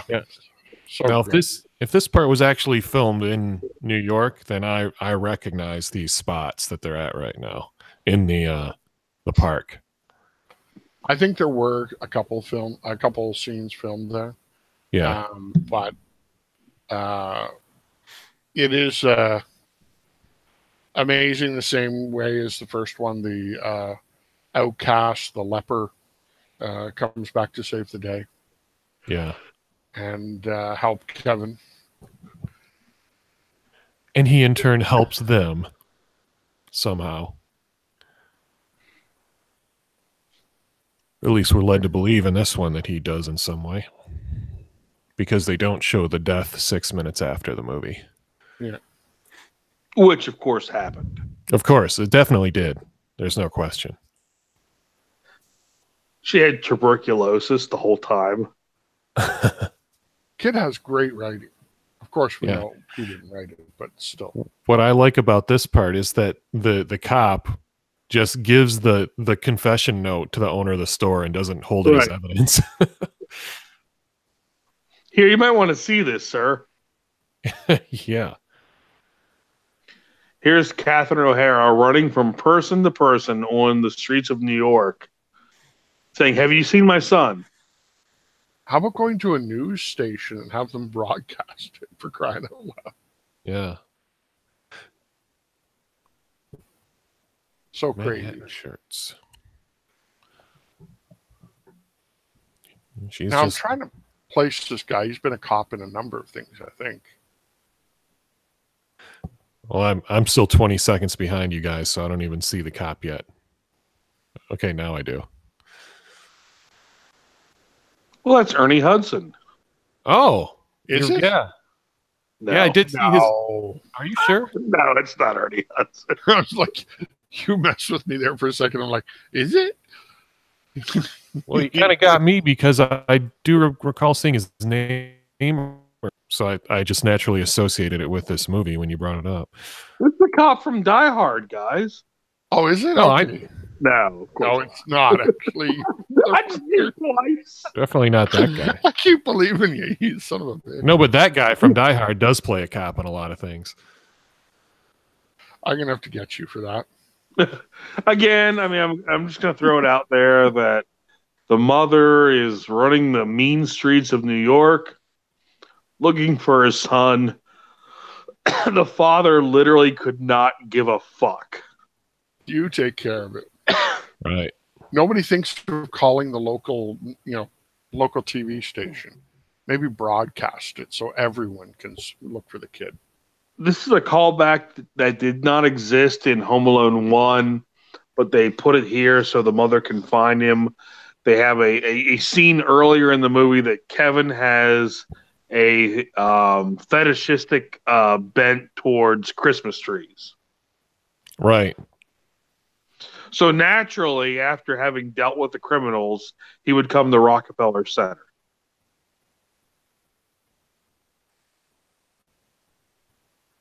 Which is the scene, of course, where the Penguin gave his mayoral speech in Batman Returns. Boom. And it is they have to have the reunion under the or near the Christmas tree, just like in the first. He's praying to have everyone come back. And it works out. And it works out. Which is good. Now, as much as we poo-poo on this, we all enjoy the movie in some level. Although Catherine O'Hara is not as hot in this movie as she is in the first one. She hit that It's 'cause age wall. their hair is short, isn't it? It's the short hair. She just looks mannish.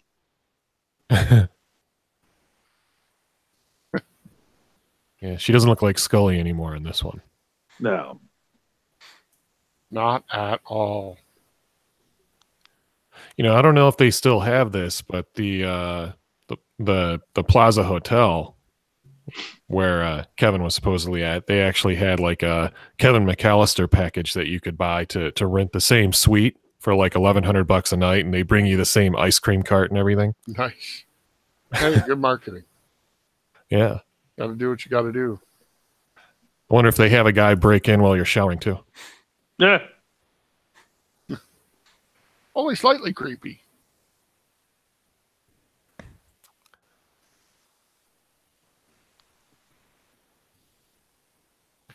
And so everyone is now in Kevin's stolen hotel room.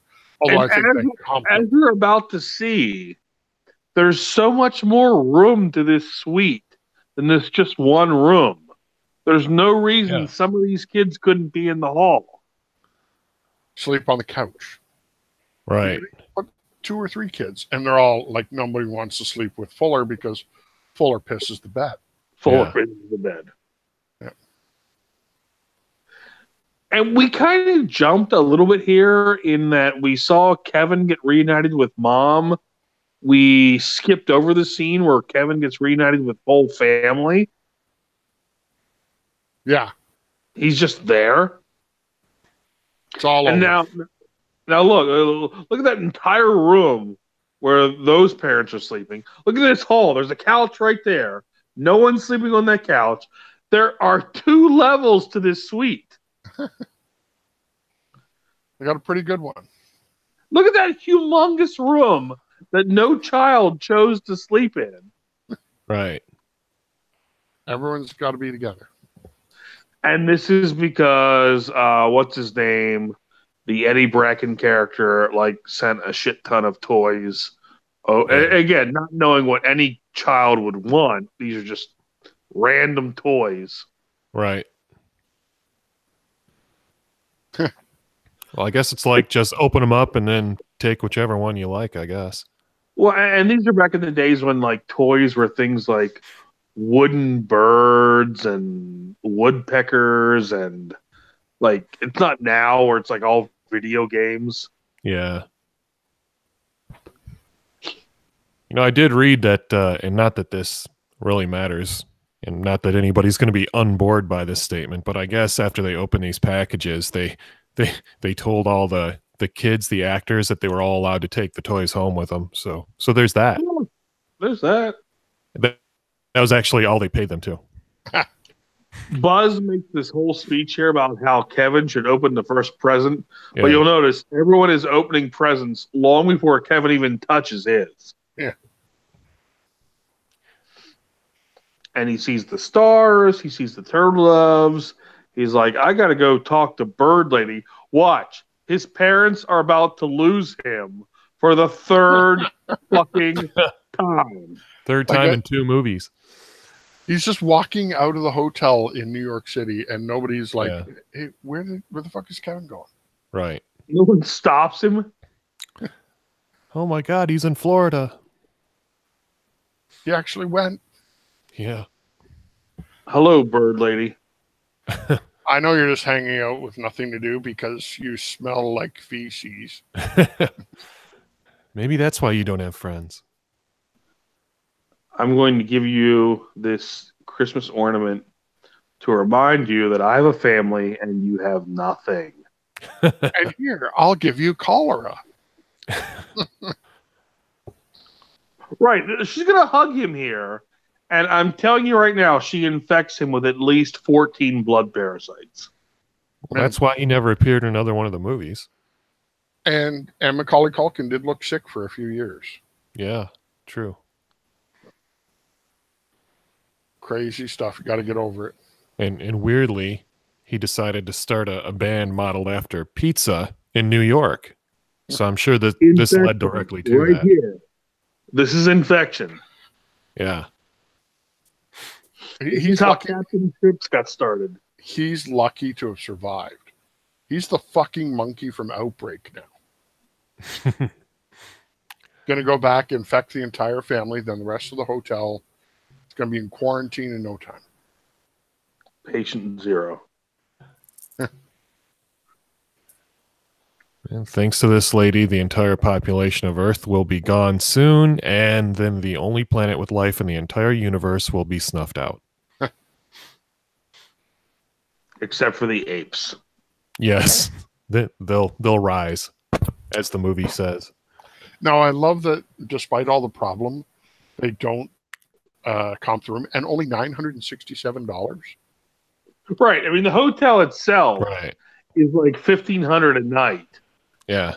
And the kid racks up $967 in room service, which the bottom line is the hotel, we all know, is going to comp it. Yeah. Oh, yeah. But, got to have that fun. And, it's a fun movie. And I guess good that they didn't try to bring everyone back for number 3, because I think they kind of wrapped up all those loose plot threads we were talking about. Yeah. Although I would have enjoyed it if they had listened to Chris Columbus and just filmed 2 and 3 back to back. So we would have had, another one that actually was probably worth watching. Or they did the teenage years one. But sure. Yeah. 6 pigeon wranglers. Yes, but let's not kid ourselves. The third movie is all about Kevin's parents leaving and Kevin turning his house into like a ginormous sex pad for 2 weeks. Well, I'd enjoy that movie.